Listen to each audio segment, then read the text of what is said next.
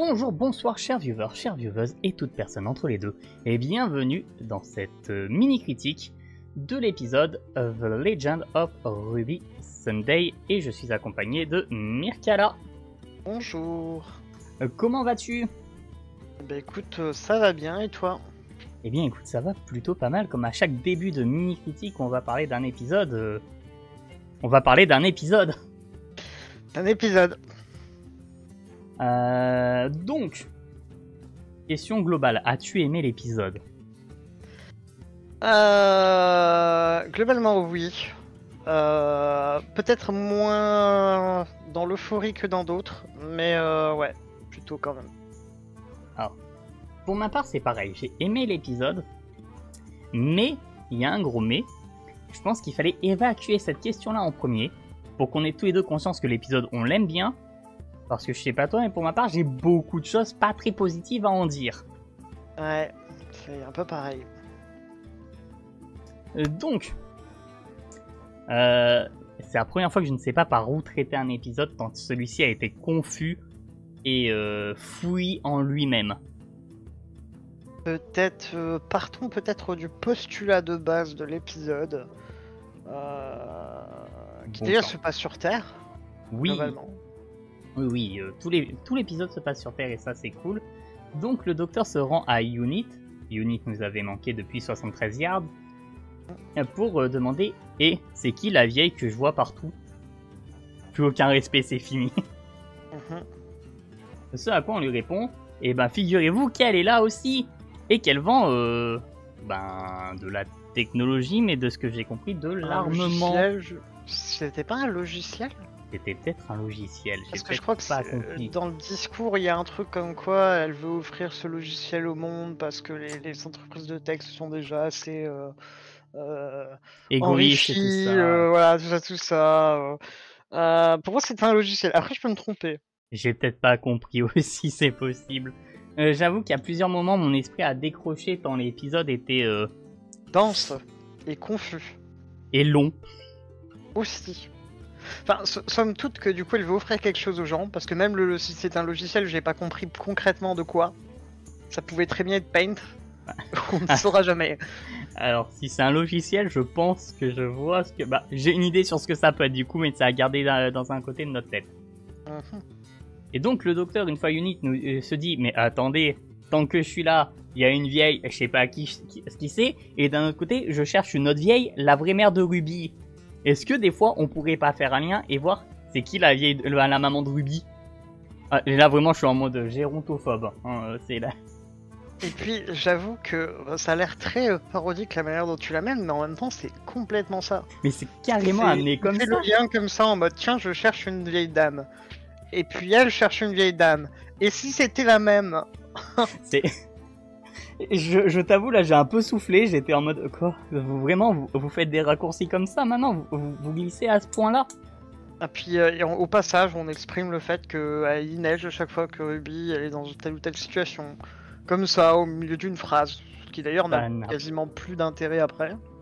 Et ça n'a choqué personne outre mesure. Hein. C'est juste... Wouf.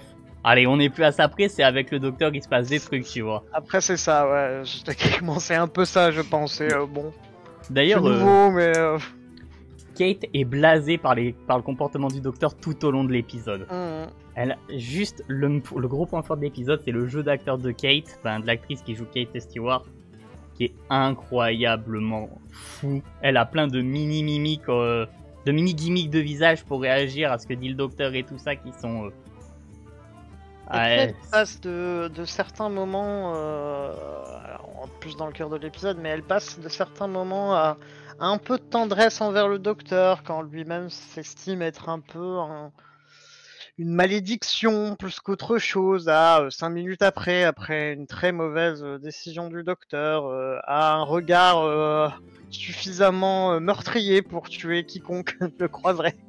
Ah mais performance 20 sur 20 pour Kate Stewart, gros point fort de l'épisode, avec un autre point fort dont on va arriver, puisque Unit a travaillé à l'insu du docteur sur une fenêtre temporelle. Oui, enfin à l'insu du docteur, c'est quand même lui qui l'évoque, donc il s'en doute un peu. Mais...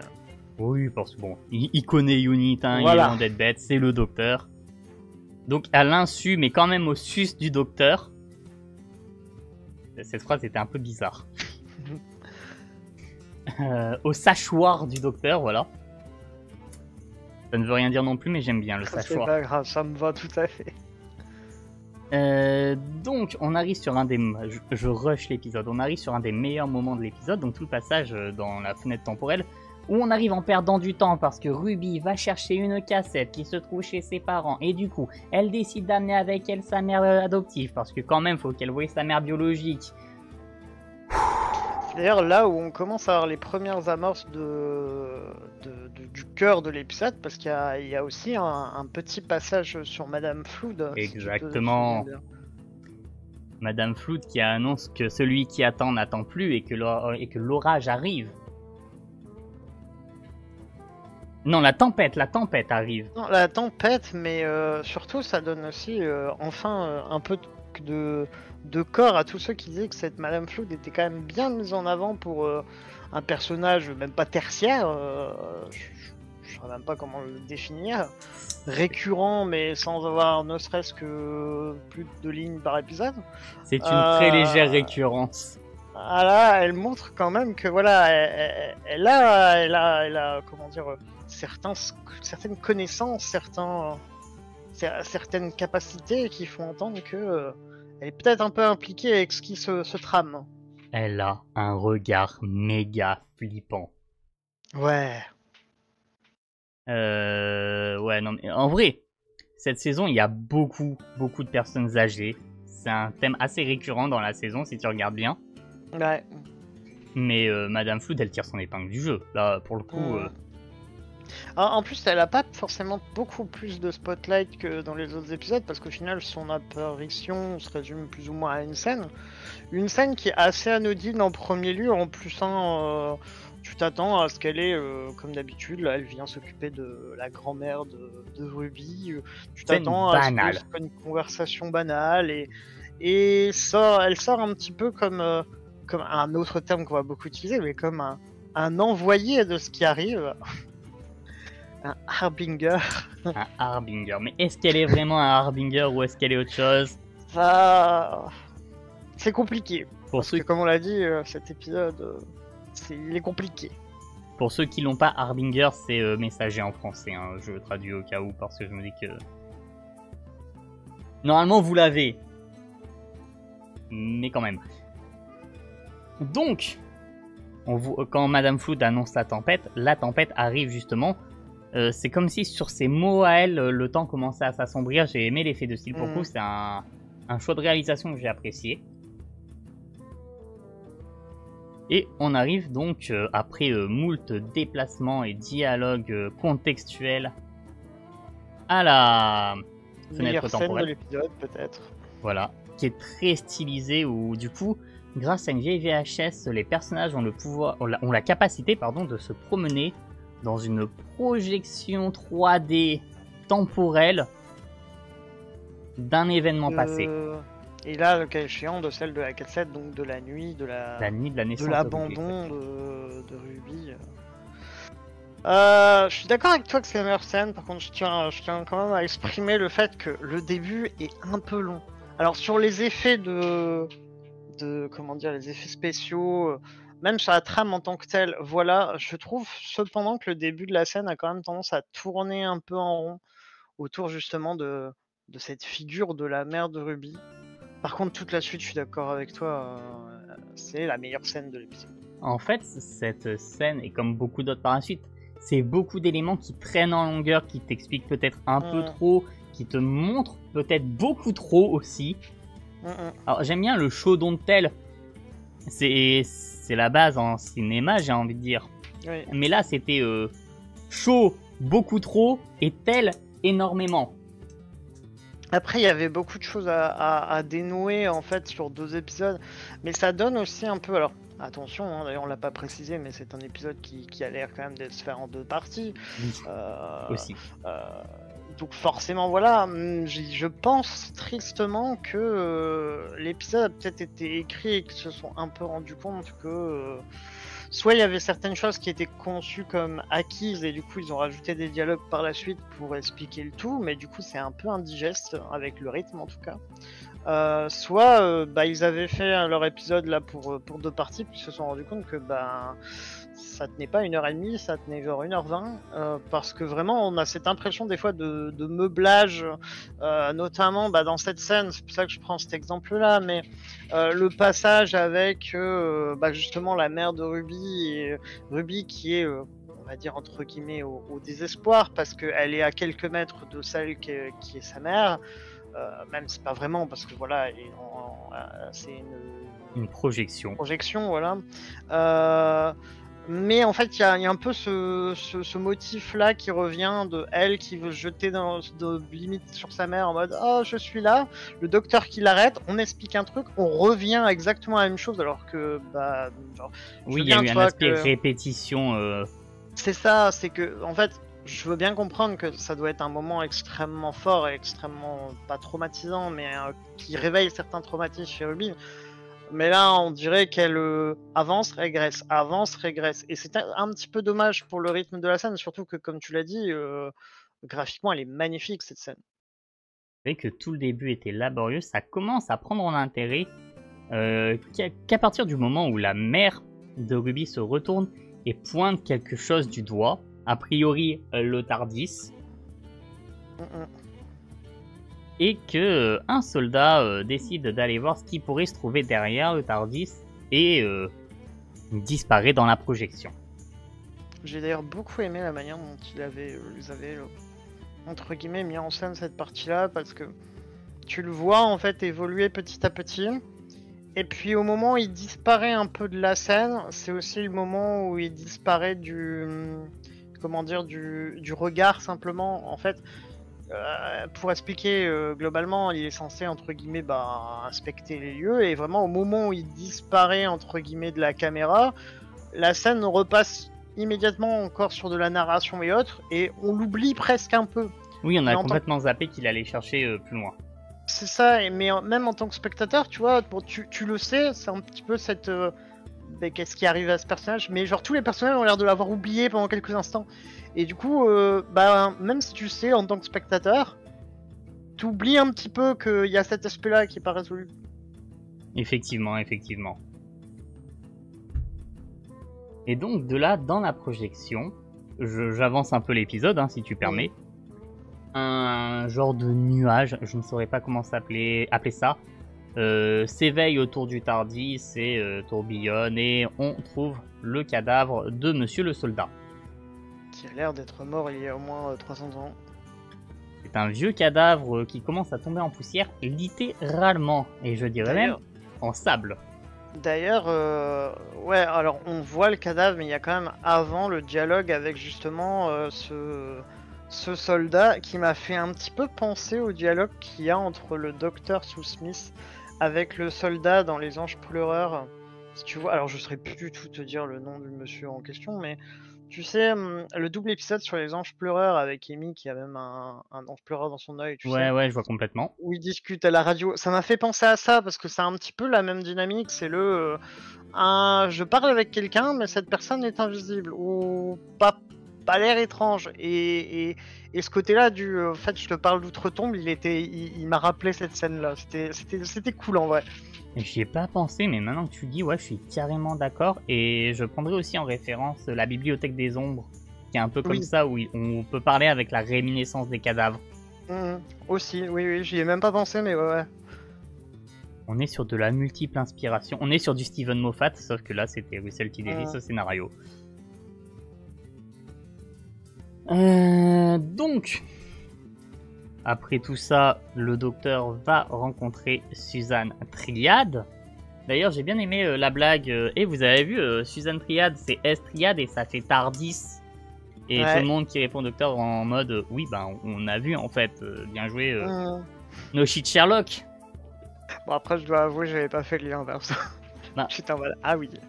En fait, moi j'avais vu ça autre part, du coup, S Triad, Tardis, ouais, ok, d'accord. Dès que tu le sais, tu vois plus que ça. Oui. Et techniquement, avant l'épisode, si tu vas pas regarder les synopsis, tu sais pas non plus qu'elle s'appelait Suzanne Triad. D'ailleurs, Ah oui. ça fait beaucoup de Suzanne, l'actrice Suzanne Twist qui joue Suzanne Triad. Ça commence à faire beaucoup. Bah justement, d'ailleurs, on n'a pas parlé, mais il va la voir aussi en se posant la question de est-ce que ça serait pas du coup sa petite fille. D'ailleurs, je crois la raison pour laquelle il y va d'ailleurs. Oui, c'est justement pour ça, c'est pour aller la rencontrer parce qu'en la voyant de ses yeux, en la regardant dans les yeux, il pourra reconnaître sa petite fille. Donc, Suzanne Triad ne le reconnaît pas, mais elle est marquée par ce que le docteur lui dit à propos des rêves, puisqu'on le rappelle, elle était partout, absolument partout, même dans des épisodes qu'on n'a pas vus. Oui, mais elle a l'air d'en avoir du coup conscience. Elle en a conscience dans ses rêves, effectivement. Ce après quoi Suzanne va faire son discours qui était prévu sur la scène pour vendre son logiciel Suzanne Technologie. Un Triad Technologie, pardon. Et elle commence à vriller. Pendant ce temps-là, le TARDIS à Unit vrille aussi. Avec ce retour de Nuage des Ténèbres autour. Et apparaît un gros toutou avec 6 yeux. Avec 4 yeux. Oui. Ah, pour le coup, s'il y a un point quand même à mettre en avant, c'est au niveau des effets spéciaux, ça va. Le toutou faisait pas cinématique de PS2, comme on aurait pu voir il y a quelques années. Il passait, mais j'avais franchement envie d'aller lui faire une gratouille derrière l'oreille. Il était pas menaçant pour dessous le toutou. Ouais, ça, par contre je suis d'accord. À part les 6 yeux, non, les 4 yeux, il avait 4 yeux ou 6 yeux, j'ai un doute. Je crois qu'il en a 6. Ah, tu me mets le doute aussi. 6 ou 4. Bref, il y a trop d'yeux. Voilà, à part ses multiples yeux, franchement, il avait une bonne tête de bon petit gros dogo, mais tu sais, les chiens trop gentils en vrai. Même s'il essaye de faire le vilain chien, hein, parce que tu le vois hurler ou quelque chose comme ça, mais ouais, bon. Après, c'est aussi la posture qui l'aide pas, parce que en soi, il est tout recroquevillé sur le TARDIS là pour matcher entre guillemets avec la fumée qui recouvrait le TARDIS, donc il a l'air tout recroquevillé, donc il n'est pas majestueux ni rien au début, donc ça n'aide pas. Effectivement, il n'est pas aidé par ce choix de plan. Et pendant ce temps-là, on a la révélation Suzanne Triad Technologie, ça fait Suzanne Technologie, sous Tech, et apparaît l'ennemi des classiques. C'est bien, je suis appelé par un spam téléphonique en même temps, formidable. Donc, sous Tech, ennemi des classiques qui apparaît dans un épisode et qui n'est ni plus ni moins qu'un dieu. Oui, d'ailleurs, évocation du Panthéon auparavant. Oui. Par Harbinger qui revient, qui est une dame, je ne sais plus le nom. Je crois qu'elle s'appelle Barbara, mais je suis plus sûr. C'est possible que ce soit Barbara Inger ou un truc comme ça, et à la fin tu peux faire Harbinger avec son nom. C'était un peu. Ils aimaient bien les anagrammes. Je crois que son nom complet c'est. Alors, j'ai peut-être Barbara en tête parce que hier j'ai regardé des classiques et que y a Barbara dans les classiques. Mais c'est son prénom et son nom de famille, c'est bien Harbinger en entier, elle est bien le messager. D'ailleurs, du coup, on voit la vraie forme aussi de Suzanne à ce moment-là, de Suzanne et de Harbinger, qui sont des femmes squelettes, des sortes de ghouls. Alors, ce serait, de ce que j'ai compris, la version moderne des momies de Soutech. Ça fait pas très momie, si je peux me permettre. Ça fait pas très momie du tout. Après, il n'y a pas Soutech non plus, techniquement. Ouais. Est-ce que tu as essayé de voir regarder, bien sûr, j'en perds mon français. Est-ce que tu as essayé de voir à quoi ressemblait Soutech à la base? Alors, non. J'avoue, non. Comment te le décrire? Tu vois, pas Osiris, Anubis. Ouais, bah en fait, je me suis dit qu'il devait ressembler à ça, en fait. Et ben, c'est littéralement un homme en toge qui porte un casque d'Anubis. Ah oui, alors oui, du coup je vois à quoi il ressemble. Je l'ai déjà vu dans une vidéo de lore justement sur Doctor Who il y a quelques années. Du coup je vois absolument à quoi il ressemble. C'est pas un casque, genre on dirait un peu un missile en haut, tu sais, ça finit en pointe. Ouais. Comme ça, avec genre de trois 3 trucs, tu sais, un peu comme on dessine sur les missiles, là, des genres d'ailerons. Ouais, voilà. Ok, donc je vois, ok. On le rend impressionnant avec ses descriptions, mon dieu. Alors qu'en vrai, le costume est vraiment cool, hein, pour le coup. Ah ouais, il est cool, mais la description lui rend pas hommage pour le coup. Donc, le Docteur Who est choqué, Sutekh est là, Susan Twist était, on sait toujours pas quoi finalement. Oui, bah, à part du coup une potentielle momie de Sutekh. Ça répond pas à la question de pourquoi elle Voilà. était là partout dans le temps et dans l'espace, à moins de suivre le TARDIS. Ah ouais, peut-être bien.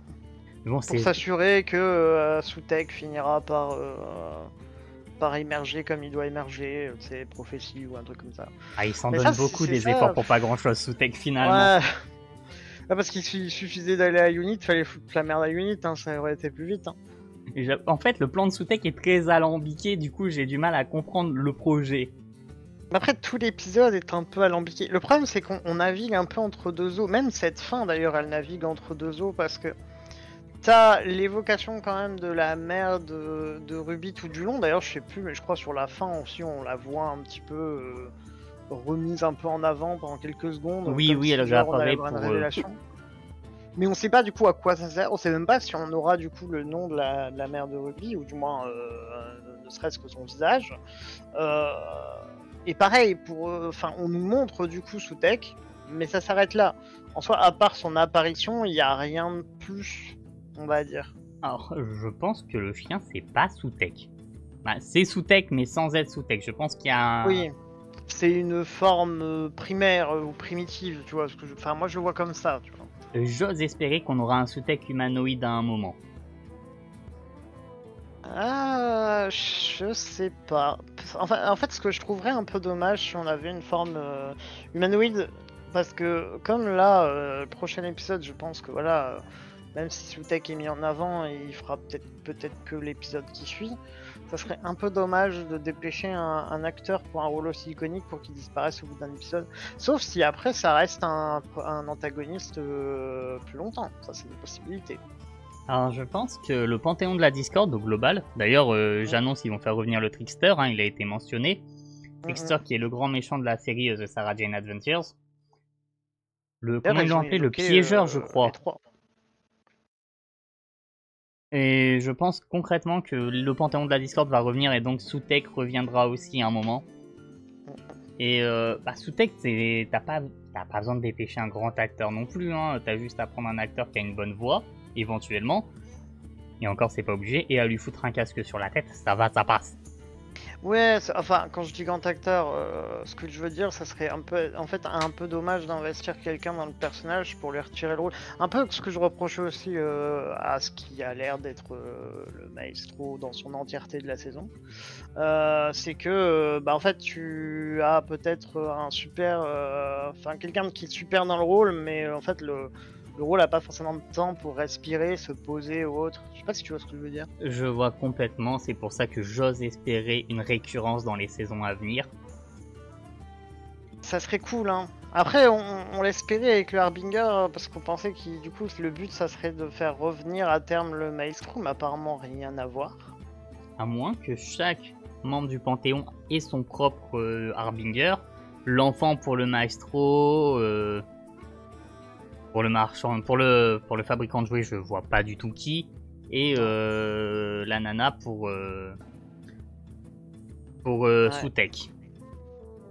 Après, du coup, est-ce que non, Suzanne, c'est compliqué de dire Suzanne parce qu'après c'est facile de se tromper. Mais ouais, j'allais dire non, Suzanne pourrait être liée à un autre personnage. Peut-être justement au Trickster s'ils veulent le ramener. D'ailleurs, l'apparence de la mère de Ruby ressemble à celle du Trickster. Ça a déjà été noté ailleurs, mais je fais la remarque aussi, si ce n'est qu'on voit pas son visage. Après, c'est peut-être comme ça hein, qu'ils vont faire revenir le Trickster.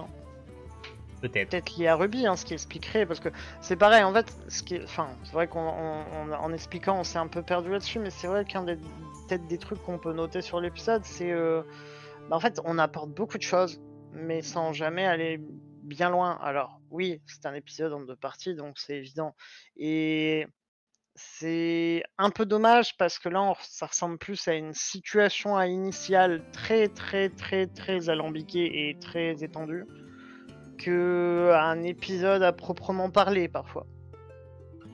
Je suis relativement d'accord avec ça. Après, je prends la Bibliothèque des Ombres en exemple parce que c'est un épisode que globalement tout le monde connaît. C'est un des épisodes à voir absolument, donc j'ose imaginer que tous ceux qui aiment Doctor Who l'ont vu. Oui. La première partie de la Bibliothèque des Ombres est certes bien, mais si tu colles pas la deuxième partie derrière, franchement, nul. Bah, pas ouf quoi. Alors qu'on est tous d'accord pour dire que la Bibliothèque des Ombres fait partie des meilleurs épisodes de la série. Bah après, je pense aussi qu'on peut arriver à un très bon épisode par la suite. Là, ce qui est un peu dommageable, c'est entre guillemets, peut-être aussi un peu au niveau du format, le fait de devoir attendre une semaine pour arriver sur une autre partie. Alors, quand on avait la télé, c'était pas forcément mieux, mais ce format 2 épisodes, si c'est pour rentrer sur quelque chose de plus feuilletonnant et effectivement que tout ce qui soit évoqué ait une récurrence par la suite, tant mieux. Ça serait un peu dommage si vraiment, genre, prochain épisode, une grande majorité se concluait. Après, c'est normal, il faut aussi conclure la saison, mais ce serait un petit peu dommage parce que là, c'est vrai qu'on en a pas vu assez, en fait. Je pense qu'il y a certains mystères de la saison qui vont s'étaler sur la prochaine saison. Alors, est-ce que je spoil un petit peu certains éléments de la prochaine saison qu'on a déjà ou pas? Perso, je n'ai aucun souci avec cela. Donc, on va parler de Ruby, parce que du coup, elle est concernée directement par tous les mystères qui ont lieu dans cette saison, plus ou moins. La neige, sa maman... Ruby fait sa dernière saison dans la prochaine saison. Par contre, la future compagne du Docteur fait ses débuts dans la prochaine saison aussi. Oui. En fait, les deux compagnes vont se croiser et à la fin de la saison 2, Ruby part et le personnage joué par Varada Setu va rester pour la saison 3. Et après quoi, je crois qu'on en termine avec Ncuti Gatwa carrément. Je pense aussi. Ils ont l'air d'être partis sur 3 saisons par Docteur, enfin, dans ces eaux-là. C'est à peu près le rythme qu'on a dans la New Who, effectivement. Seul David Tennant a eu un traitement de faveur avec un revival et une mini-saison. Ok, d'accord, David Tennant a peut-être un petit peu exagéré sur le nombre d'épisodes, finalement. Ouais. Mais oui, globalement, on est sur un rythme de 3 saisons par Docteur. Ça m'étonnerait que ça change là. Mais du coup, le fait qu'on fait nos adieux à Ruby sur la prochaine saison, s'il n'y a plus rien à raconter avec elle, pas très intéressant. Donc je pense qu'on va garder des mystères, notamment l'identité de sa mère, pour la prochaine saison. Je suis assez d'accord avec toi. Après, tu vois, je vais prendre un cas que toi comme moi on n'aime pas des masses, mais c'est pareil quand enfin, j'espère qu'ils feront pas cette erreur-là. Ce que je disais, c'est que j'aimerais pas qu'ils concluent trop de choses là. Il faudrait pas qu'on se retrouve sur le même cas qu'avec Clara, tu sais. Parce que en soi, une fois que la question de... Alors, on va vraiment croire que je déteste Clara, ceci dit, c'est pas totalement faux. Mais tu sais, le passage avec le lieutenant Danny Pink, une fois cela fait et entre guillemets conclu, il n'y avait pas vraiment de raison de la faire revenir en fait. Ceci étant, elle est quand même revenue. Alors, est-ce qu'il y aura passation de... petit à petit entre Ruby et ce nouveau personnage, ou est-ce que vraiment tout ce qui est autour de Ruby se conclura uniquement en fin de saison 2? Je préférais que ça soit effectivement la conclusion en fin de saison 2, parce que là on met beaucoup en avant l'identité de sa mère, sauf que quand tu y regardes bien, même si Ruby a eu l'occasion quand même de briller en tant qu'accompagnatrice, c'est vrai qu'en soi qu'est-ce qui plane de particulier en attente autour de Ruby? Bah, à part sa mère, pas tant de choses que ça en fait. Elle existe vraiment à travers le prisme de ce mystère. Après, juste en dynamique de groupe, elle fonctionne super bien avec Ncuti Gatwa et elle est très divertissante dans son rôle. Là-dessus, c'est un truc qu'on peut pas lui enlever.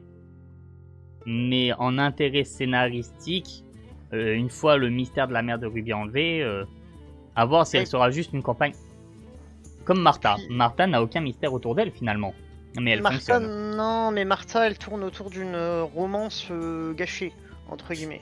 Martha, elle a quand même une évolution au sein de...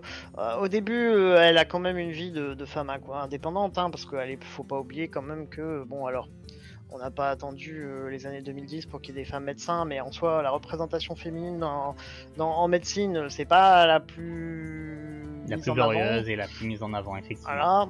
Voilà. Surtout à l'époque où c'est quand même mis en avant. Ceci étant, au début, elle est quand même présentée comme simplement quasiment, je vais dire amoureuse entre guillemets du docteur, parce qu'elle a vraiment tout cet attrait. Elle a presque limite l'envie de remplacer Rose dans son esprit et dans sa vie, avant de se rendre compte qu'en fait, c'est pas possible. Premièrement. Et deuxièmement, est-ce que c'est vraiment ce qu'elle souhaite? Et elle finit par s'accomplir en faisant d'autres grandes choses, mais par elle-même. Presque en devenant un petit peu... ce qui a été un peu essayé de faire avec Clara, c'est-à-dire un personnage qui du coup finit par pas devenir un équivalent du docteur, mais quelqu'un qui fait des grandes choses avec le docteur, qui n'a pas besoin du docteur pour exister.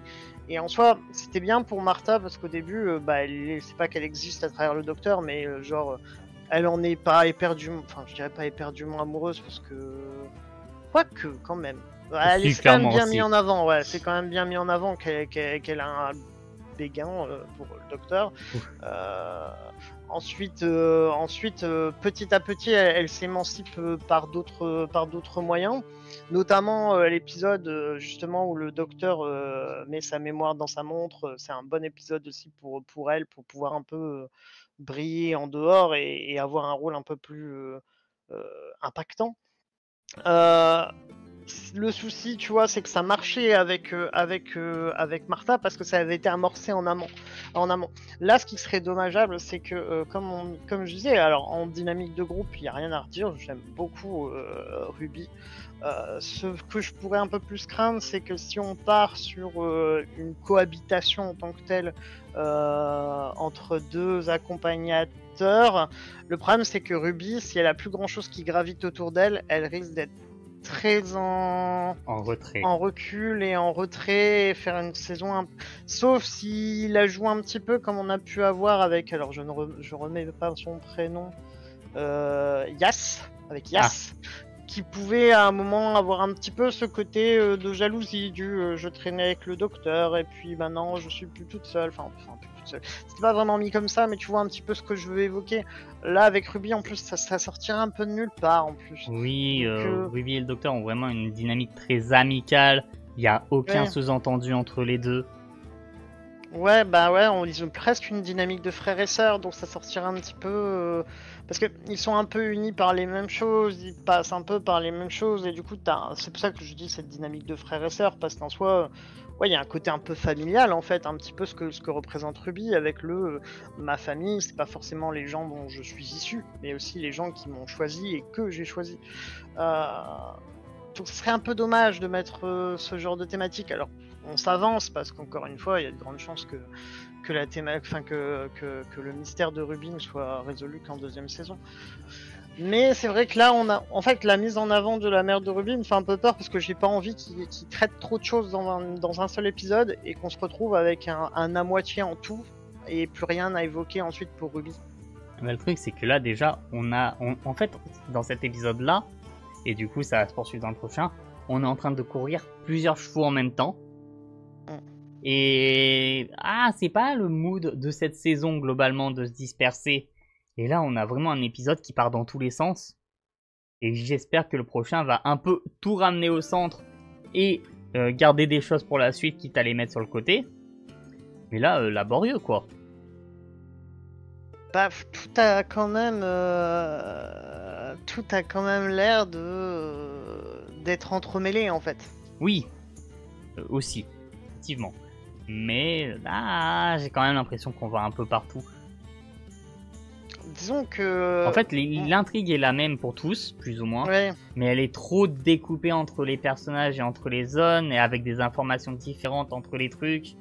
J'ai l'impression que ça... Un plat de spaghettis. Finalement, c'est le même plat, mais c'est quand même chiant à bouffer quand c'est mal servi. Après, pour le coup, je pense qu'on va un peu sur ce qu'on avait pu théoriser à un moment lors de l'épisode du Maestro, un petit peu avec le fait qu'elle serait liée d'une manière ou d'une autre, soit un panthéon contraire à celui de la Discord, soit au panthéon de la Discord en tant que même. D'ailleurs, on va là-dessus, hein, si effectivement comment dire, l'identité de la mère de Ruby, c'est que au final, ça soit le Trickster. Peut-être même que d'ailleurs le Harbinger du Trickster c'était Ruby. D'ailleurs. C'est possible. Hypothèse qui sort de nulle part, mais je rigolerais bien si c'est ça.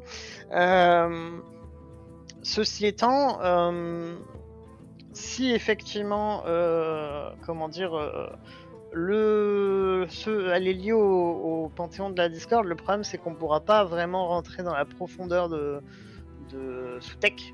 Ouais. Sans vraiment aller plus loin dans l'identité de la mère de Ruby. C'est ça, en fait. Le mystère de Ruby invisibilise aussi l'arrivée de Sutek, j'ai l'impression. Vraiment. C'est vrai qu'il sort un peu... Enfin, il sort un peu nulle part, non, mais... c'est vrai que... En fait, comme il y a deux mystères qui cohabitent l'un avec l'autre et qui ont l'air un peu de s'entremêler par moment, c'est un peu difficile aussi de voir ce qui a été mis en amont pour essayer d'intégrer Sutek, à part le fait d'avoir cette vieille dame. Et c'est difficile de discerner en fait ce qui allait dans le sens du mystère de Ruby, ce qui allait dans le sens de Sutek. C'est ça qui l'invisibilise un petit peu. Et une autre question qui se pose avec Sutek, c'est depuis quand est-il autour du Tardis? Est-ce que c'est dans l'épisode où le docteur trace une ligne aux confins de l'univers, Wild Blue Yonder? Donc est-ce que c'est à partir de Wild Blue Yonder, mais sachant qu'il y a déjà Susan Twist qui apparaît au début de l'épisode avant que le docteur fasse cette action? Est-ce qu'il arrive avant encore? Est-ce qu'il arrive après? À quel moment est apparu Sutek? Pour moi, il apparaît peut-être au moment du MIMS. Le MIP? Oh, le MIP, ouais. Après, c'est vrai qu'il est mimes, hein, pour le coup, faut être honnête. Mais... Ouais, bah ouais, c'est pour ça que je me suis ouvré. Enfin, au début, après, c'est plus trop ça. Pour moi, c'est à ce moment-là. Mais c'est vrai que du coup, qu'est-ce qui aurait défini le fait qu'il arrive et qu'il s'accroche au Tardis comme ça? C'est vrai que c'est un peu compliqué en fait de discerner ce qui aurait amené à ça. Est-ce que si on va relier tout ça au flux, parce qu'il y avait quand même une volonté de garder le concept du flux, mais je vois pas trop le rapport entre le flux et Sutek. Et je vois pas non plus. D'ailleurs, en termes de méchant en mousse, on parle d'un dieu, le plus puissant des dieux du Panthéon a priori, ou autoproclamé plus puissant dieu du Panthéon. Plus ou moins mis en avant comme étant roi ou souverain de l'enfer, puisque c'est de là d'où nous appelle par Skype le soldat disparu. Là. Effectivement, mais le dieu, il prend la peine de placer une vieille partout sur la route du docteur. Déjà, c'est un plan un peu bizarre, mais en plus, il fait créer une entreprise qui est legit, qui a un début, une fin, une création avec une personne réelle à ses commandes, Yonita Angete. Donc il a placé une personne qui l'a fait grandir, qui l'a fait vieillir, qui l'a poussé à créer une entreprise dont, pour attirer l'attention du docteur, l'anagramme est Tardis, mais qu'en plus de ça, un autre anagramme, un autre jeu de mots est Sutek. Franchement, le plan, ça lui a pris des années. Juste pour dire, et regarde, j'ai mis des indices, et regardez, je suis là. C'est vrai que quand tu le vois comme ça, ça fait beaucoup de paperasse, beaucoup de temps, beaucoup d'argent pour pas grand chose. Alors qu'en vrai, il fait venir une Harbinger qui commence à réciter son discours chelou, et bam, il apparaît comme par magie. Bah donc, ouais. Pourquoi avoir créé une PME devenue une grande entreprise? Et puis il est accroché au Tardis, au pire il toque à la porte, pour aller plus vite. Mais complètement. Et coucou, je viens détruire le monde. Et n'empêche qu'au passage, il a créé de l'emploi en Angleterre, donc merci Sutek finalement. Ouais. Ah, et en plus, pas mal d'emplois, parce qu'on voit quand même qu'au niveau du marketing et tout, genre il y a du monde dedans. Ah bah il fait bosser Sutek, hein. Sutek il met du beurre dans les épinards de la population. Hein. Voilà, il faut invoquer Sutek pour lutter contre le chômage en Europe. Voilà, c'est ça la solution. Ah, le méchant le plus incroyable de Doctor Who. C'est un gros toutou qui a l'air gentil et qui crée de l'emploi. Ouais.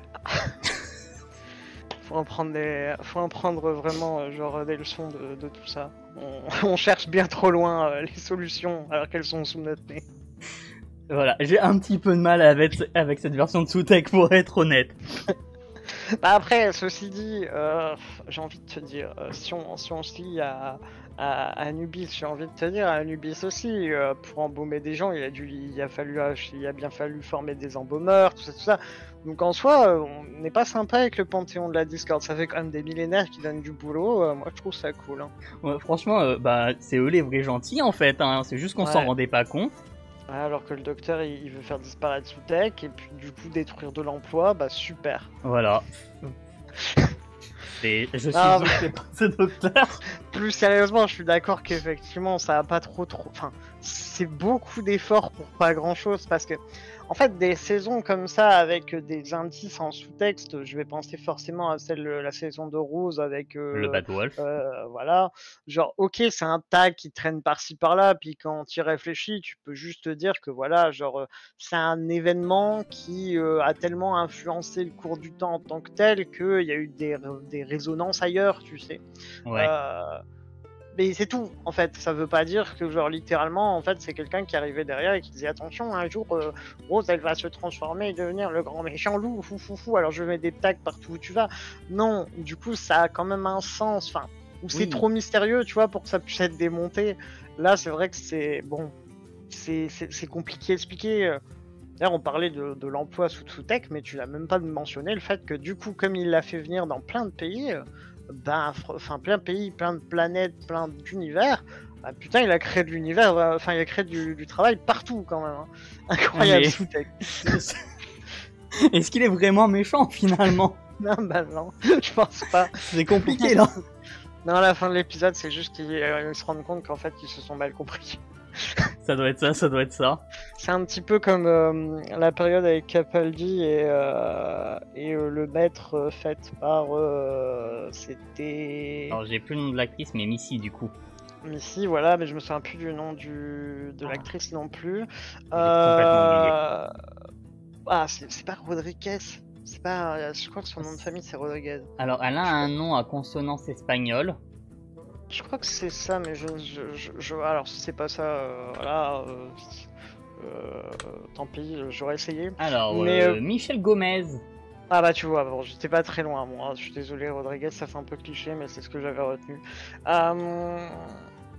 Donc ouais, ça va faire un petit peu comme Cavalli et Gomez, c'est qu'on va se retrouver qu'à la fin, en fait, je suis pas si méchant que ça, hein, en fait, tu creuses un peu. Tout-Tech va voyager avec le docteur. Après, on peut se retrouver, et ça serait un truc assez intéressant, mais peut-être que, parce qu'on en a parlé du fait que du coup il y avait du coup Susan Twist un peu dans chaque épisode, mais c'est vrai que la future accompagnatrice est déjà apparue aussi. Oui. Donc est-ce qu'on va arriver sur est-ce qu'on pourrait arriver sur quelqu'un du panthéon de la Discord ou quelque chose d'approchant, un panthéon contraire ou approchant d'une manière ou d'une autre, qui soit prend l'apparence de quelqu'un qui aura marqué un tant soit peu cette version du docteur, ou simplement que elle c'était genre une Harbinger quelconque de je ne sais quoi. Parce que maintenant avec les Harbinger on peut en avoir partout. Mais ouais. Ça aussi, en fait, ça va être une question parce que on a un peu éludé ça à l'époque de Amy Pond en mode bah oui, mais l'actrice elle est déjà apparue. On a justifié un peu Capaldi d'une manière un peu bizarre, mais bon, on passe encore. Mais là, ça sera compliqué parce que c'est sous le même docteur en plus. Oui, concrètement, ouais. Et que voir Varada Setu revenir, et surtout dans un rôle plus important, après, si tu la regardes dans Boom et que tu la regardes dans ses costumes de la prochaine saison, qui est déjà tournée, on le rappelle,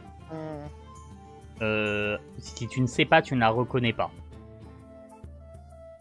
Oui, bah après donc... oui, de toute façon, en plus l'épisode Boom en lui-même mettait pas forcément en valeur les personnages avec, alors je sais plus trop comment ils sont fringués, mais un truc très militaire. Oui, c'est du treillis pas noir, forcément, voilà. Donc ça met pas forcément en avant la personne, hein, je pense que j'apprends à personne que les uniformes sont aussi faits pour déshumaniser voilà, les gens et pour que les gens soient plus ou moins interchangeables, c'est-à-dire que globalement un soldat est un soldat. Donc dans l'idée, il y a un peu de ça aussi.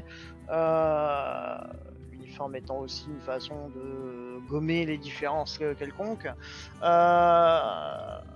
Je pense que voilà, il y aura aussi le fait qu'elle va pas ressembler trait pour trait à la version qu'elle a faite.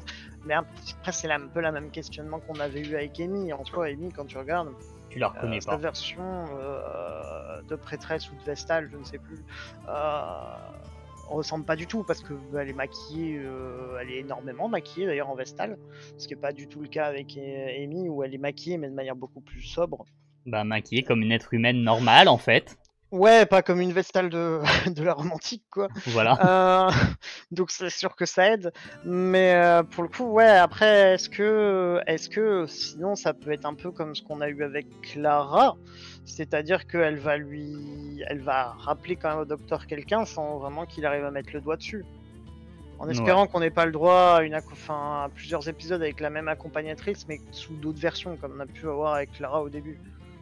Non, je pense que dès qu'elle va prendre son rôle en tant que je veux dire accompagnatrice aussi. En tant qu'accompagnatrice, je pense qu'elle va jouer un rôle du début jusqu'à la fin.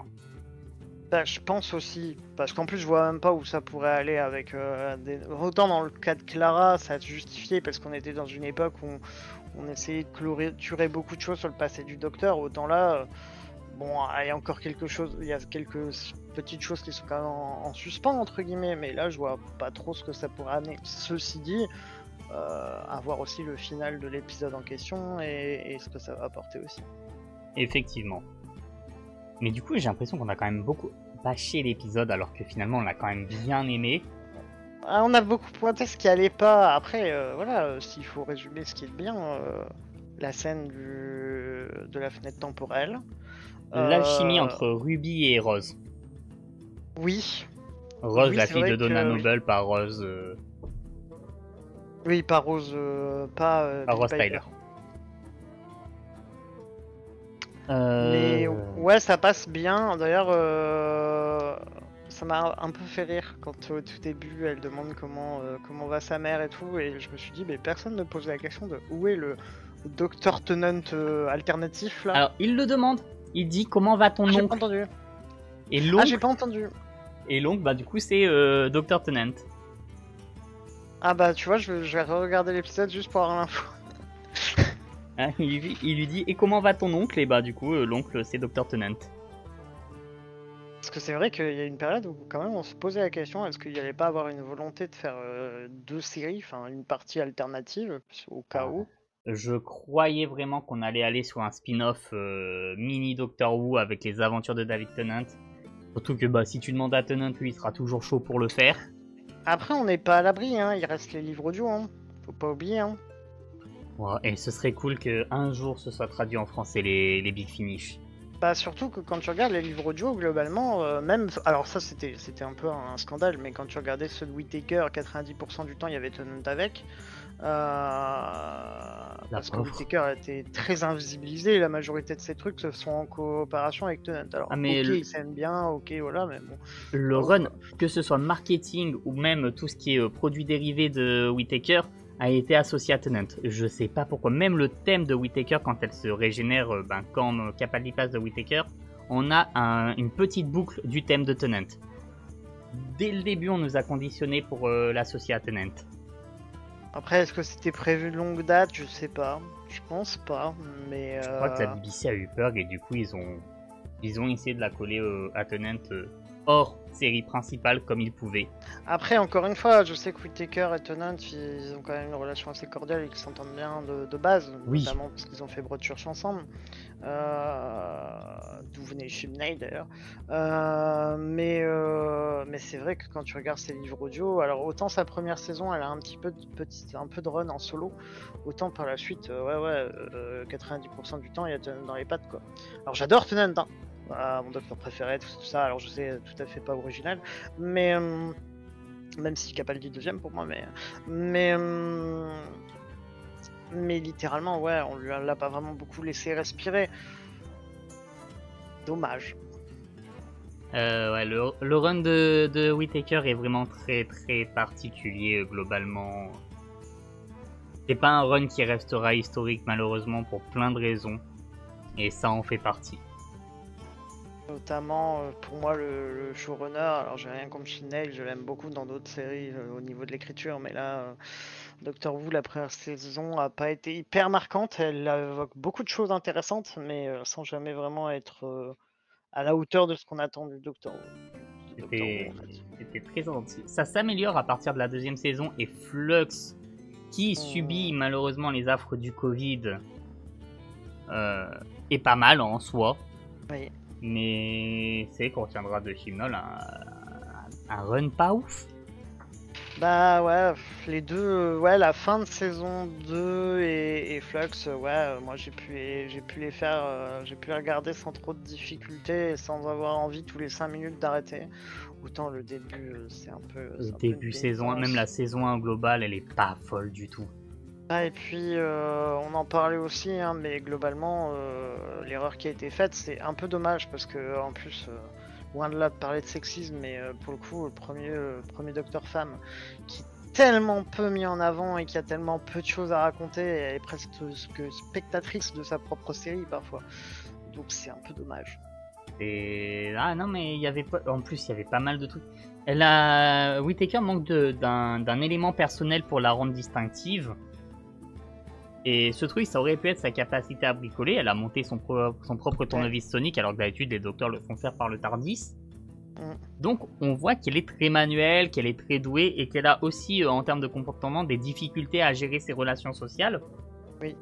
Elle a un petit côté, pardonnez-moi, mais c'est voulu comme ça dans la série, donc ne le prenez pas de manière péjorative. Voilà, elle a un petit côté autistique. Et on aurait pu pas accentuer, mais jouer là-dessus pour creuser son personnage, et ça n'a pas été fait vraiment non plus. Pas tant que ça, en fait si, ça transparaît, mais sur la fin avec sa relation avec Yaz, c'est tout en fait. Fallait que ce soit là au début quoi. Bah au début oui elle est en retrait, mais en fait du coup si c'est lié à ses troubles autistiques, enfin je vais l'appeler comme ça, mais pareil, hein, si c'est pas du tout ce qui est évoqué, c'est pas une volonté de shame. C'est pensé comme étant des troubles autistiques, mais ce n'est pas dit dans la série que c'est un trouble autistique. Mais ça a été écrit tel quel. C'est ça, c'est pour ça que je m'avance pas, mais je vais exprimer comme ça. Mais pour le coup, si la volonté de cet état très en retrait du docteur au début, c'est une volonté d'évoquer un peu les troubles autistiques, c'est vrai qu'au début, c'est hyper maladroit. C'est hyper maladroit et ça donne juste l'impression que le docteur est là, en train de regarder ce qui se passe, quoi. Les accompagnateurs sont bien plus mis en avant, alors c'est pas un mal. Parce que là, on est quand même pas sur une... Bah, ça va, je trouve que certains ça va. Bon, même si globalement c'est un peu dommageable parce que quand tu réfléchis, même les 3 accompagnateurs de Chibnall, sous Chibnall, globalement, quand tu regardes, il y en a certains qui sont très peu, pour moi, comment dire, traités. Alors, je sais plus son nom.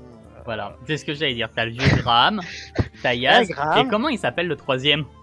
Est-ce que quelqu'un s'en souvient? Parce que Graham est... Son histoire, elle est pas incroyable, elle invente pas la poudre, mais ça va, c'est touchant en soi-même, et son rapport avec le personnage dont je me souviens pas du nom, il est sympa. Par contre, ce personnage qui n'a, encore une fois, je ne me souviens pas du nom, lui n'a rien hormis son « j'aime pas mon beau grand-père » au début, et je suis très en colère parce que ma grand-mère est morte. Alors, ce qui n'est pas rien, mais... Il a un trait personnel en plus qui est présent que dans un épisode sur 3 à peu près. Il est dyspraxique. Alors c'est évoqué, mais c'est vrai que c'est pareil, ça ressort pas des masses en fait. Bah, en fait, ça a voulu montrer des handicaps, les troubles autistiques, la dyspraxie. C'est horrible, mais vraiment le fait d'être vieux et le fait d'être issu d'une minorité, ça a été montré comme des handicaps. Je suis désolé, c'est pas moi, c'est Chibnall. Je ne cautionne pas ça. Oui, bah on a quand même beaucoup d'épisodes qui vont dans le sens. Hein, ouais. Mais vraiment, ça a voulu montrer Graham le dit souvent, hein, en soi que à son âge, il sait encore faire certaines choses et le encore a quand même son intérêt. Oui. Et Yaz, on met énormément en avant sa culture, mais pas... Après, c'est pareil, première saison, elle s'en sort pas bien non plus, hein. Elle est anecdotique, hein, première saison, Yaz. Bah, à part Demon of the Punjab... Demon of the Punjab... j'arriverai pas à lire. Punjab, comme Punjabi. Oh. Mais c'est pas en deuxième saison, ça déjà? Je sais même plus. Non, c'est en première, ça arrive peu après l'épisode avec Rosa Parks. Ah oui. Oui. Ouais. Qui est le seul vraiment très bon épisode de la saison pour moi, l'épisode avec Rosa Parks, même si l'antagoniste est à chier. Ouais, j'aime bien l'épisode. En fait, j'aime beaucoup l'épisode sur Rosa Parks, mais je le trouve un peu longué aussi dans l'écriture parfois. Mais ça, c'est Chibnall. Hein. Quand tu regardes Broadchurch, j'ai adoré Broadchurch, et au fond, t'as aussi des épisodes où tu te dis c'est long. C'est bien, mais c'est long. c'est très bien Broadchurch, mais c'est très long. Et la troisième saison n'était pas obligatoire. Ouais, alors pour le coup, c'est la seule que j'ai pas regardée en entière parce que déjà le sujet de base, je l'ai trouvé un peu maltraité. Non mais vraiment, Broadchurch saison 1, 2, très cool, le reste vous oubliez. Et vous oubliez le spin-off américain aussi. Alors n'en parlons pas. Vous éludez tout ça. Je crois qu'il y a eu, ou qu'il a failli y avoir, un spin-off français, en Corse. Alors toi tu peux pas voir la caméra, 3. Mais je viens de faire un doigt d'honneur à la caméra. Je crois que France 3 ou quelque chose comme ça avait cherché à acheter les droits pour en faire leur propre petite version. Et ils auraient fait venir David Tennant aussi ou pas? Je crois pas. Mais, aucun effort. Mais je sais pas si ça a abouti ou pas, parce que c'était à l'époque de la saison 1 et après j'ai un peu décroché de l'histoire. Mais à vérifier. Mais je crois qu'il y a eu, une tentative au moins de faire son revival français de Broadchurch. Ça se trouve ça existe et on est juste passé à côté. Ouais. Et heureusement. C'est un monde tout à fait différent, ça traite de plein de choses différentes. Après, bon, l'histoire de Broadchurch est assez universelle, hein, faut dire ce qu'il est. Ben, c'est un gosse qui s'est fait tuer, quoi. C'est. Ouais. On a le petit Grégory en France, voilà. C'est ça. Ah, on a déjà notre version, en fait. Voilà, on l'a déjà. Attends, il y a pas un film qui est sorti sur ça il y a pas longtemps, Sous la scène? Ah non, ça n'a rien à voir. Non, c'est un film avec des requins. Mais oui. Je suis en train de réfléchir à me dire, mais non, ça n'a rien à voir. Non, je vais juste balancer un problème. Et tu te rends compte qu'on est censé parler d'un épisode de Doctor Who et qu'il a été tellement passionnant qu'on vient de dériver sur Broadchurch. Ouais. Après, Broadchurch, ça a quand même son lien. David Tennant, il y a Jodie Whittaker, il y a Arthur Darville. Ça va, il y a quand même pas mal de liens en soi. En fait, Broadchurch est un spin-off de Doctor Who sans qu'on le sache. Ouais, ben on apprend du coup que Rory a préféré devenir prêtre. Voilà. Ça s'est mal passé avec Amy. Ouais, ça a pas dû être très bien. Eh bien... j'arrive pas à retrouver l'info sur Broadchurch français. J'aurais aimé gratifier ce monde de cette culture, mais non, je retrouve pas. Désolé. Oh, la déception. Alors, je cherche aussi des fois que... Après, c'est peut-être moi qui ai mal compris un truc, mais... Alors, Grace Point, mais ça, c'est la version américaine. Malataria. Ça existait. Malaterra est une série télévisée française en 8 épisodes de 52 minutes adaptée par Stéphane Kaminka de la série britannique Broadchurch. Elle a été diffusée du 18 novembre au 9 décembre 2015 sur France 2. Donc elle a bien existé. Ah, ça s'appelle Malatara, pardon. Malaterra. Oui, non, Malaterra, ouais, pardon. Voilà. Si vous savez pas quoi faire, je sais pas vous dire si c'est bien, je reconnais personne au cast. Donc voilà.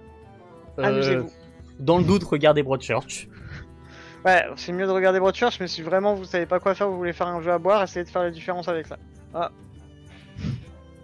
Et j'approuve le jeu d'alcool. YouTube, ne me banne pas, s'il te plaît. N'invisibilise pas ma vidéo. Ah, on l'a évoqué 10 secondes. Ça devrait aller. Eh bien, écoute, je te propose qu'on conclue du coup sur la légende de Ruby Sunday. Faisons donc. Et la conclusion pour moi, ce sera vivement la suite pour qu'on puisse avoir un vrai avis avec du recul. Vivement la suite et vivement de voir si les promesses ont été tenues, parce qu'il y a beaucoup de promesses qui ont été faites, beaucoup de choses qui ont été mises en avant. À voir ce qui en fera, ce qui en ressortira. Exactement. J'ai pas mieux pour la fin, donc comme d'habitude, retrouvez-moi sur Twitch pour me voir en direct jouer à des jeux vidéo. Et il y a des trucs qui vont arriver peut-être avec Mirkala. Non, avec Mirkala c'est sûr, mais dans les semaines à venir. Mais j'annonce, je tease. Voilà, suivez-moi sur Twitch, vous avez le lien en bas. ou sur le côté, ou je sais pas comment ça se passe sur les plateformes de podcast, mais c'est censé arriver sur des plateformes de podcast. Il y aura des liens aussi à ce moment-là. Faut juste que je travaille. Allez, salutations. Salut. Attends, je sais plus comment on coupe. Ah, c'est là. Oh, la fatigue est présente.